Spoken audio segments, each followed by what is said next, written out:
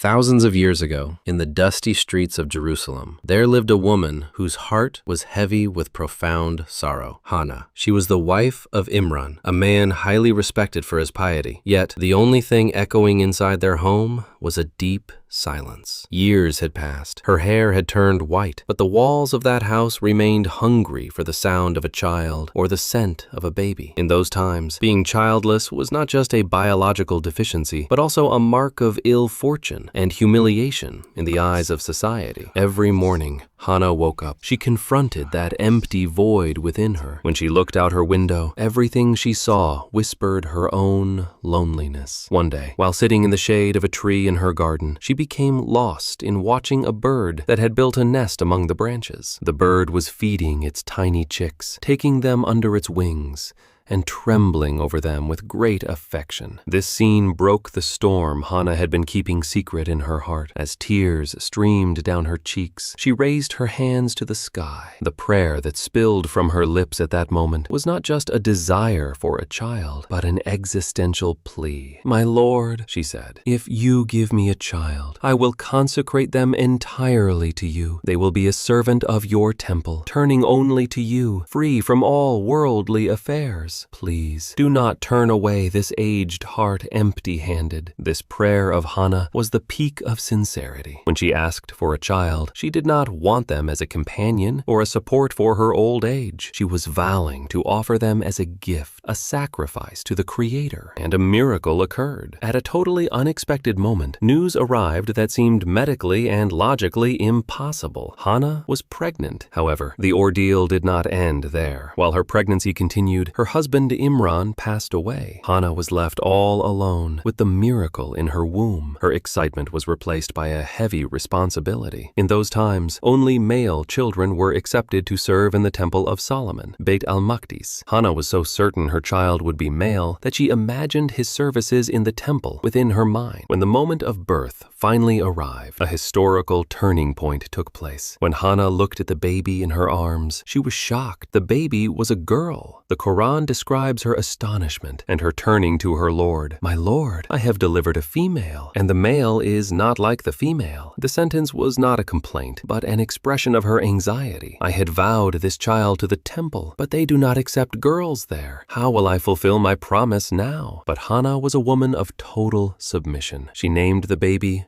Mary, which means servant of God. No one knew it that day, but this girl would host the greatest miracle in history and transform into a saint whom angels brought food to in that temple. Hannah's sincere prayer had brought into the world not just a baby, but the most sacred female figure in human history. Now, hold on tight, because the story does not end here. Did this young girl, who was a symbol of miracle and devotion from her very birth, truly turn to an ordinary family life after growing up and bringing Jesus into the world, as the claims suggest? Or was her entire life, just as her mother vowed, detached from all worldly ties and consisting only of a divine mission? How does this prayer of Hannah, which blossomed amidst impossibilities, contradict the controversial marriage and children claims reaching us today? Now, let's step out of Mary's silence in the temple and take a closer look at that bold allegation hidden in the dusty shelves of history, the rumor that she had other children after Jesus. After the famous story of Hannah's devotion, most of us imagine the life of the Virgin Mary only within the walls of Ku Holy Temple, or at the moment of Jesus' birth.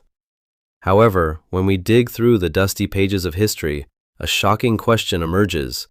Was Mary truly the mother of only one child? Or was there a holy family whose names were recorded one by one, hidden from us? If this is true, was the image of the Virgin Mother told for centuries merely an illusion? Now let's look at what official records say, rather than complot theory analysts. In the 13th chapter of the Gospel of Matthew, when Jesus goes to his hometown, the people ask each other in astonishment, "Isn't this the carpenter's son?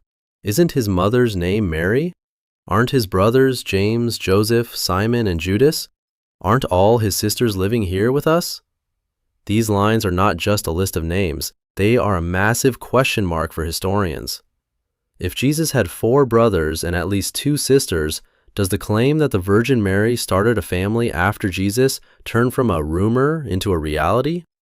Some researchers, based on these expressions in the Gospel of Mark, openly argue that Mary maintained a normal marriage with Joseph and gave birth to other children after Jesus.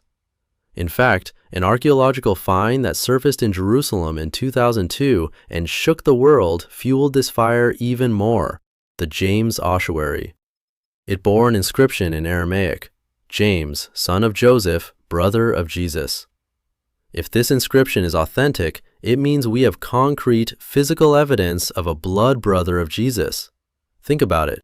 Could one of the greatest dogmas of the Christian world be shattered by the writing on a single stone box?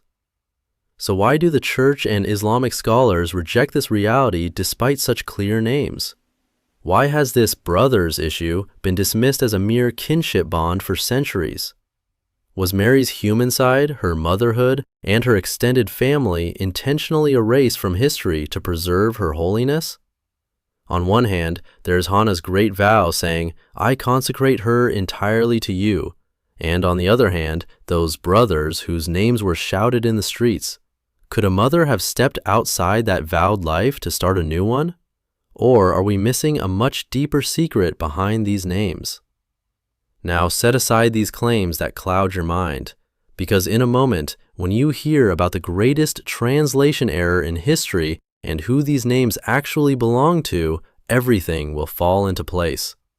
Get ready, the plot twist is beginning. The names you just heard, those stone boxes, and the biblical texts, at first glance, they all seem like shake-proof evidence, don't they? However, diving into the depths of history isn't just about reading the lines. It's about understanding the spirit of the language in which those lines were written. Now, hold on tight, because the key to this centuries-old debate is hidden in a tiny word used by the people of that time. Although the New Testament texts were written in Greek, the people of Jerusalem and the circle of Jesus spoke Aramaic. This is where the knot unravels. In Aramaic and the Hebrew of that period, there were no specific kinship terms like cousin or nephew as we have in modern languages. A single word was used for close relatives, cousins, and even everyone from the same clan, brother. This means that James, Joseph, and the others mentioned in the Bible were not actually the children of the Virgin Mary, but children of her sister or close relative, the other Mary. Historians and linguists have proven time and again how this translation error turned into a massive misunderstanding in the modern world. If Jesus truly had biological brothers, according to the unyielding Jewish traditions of that time, the care of his mother would have been the responsibility of those brothers.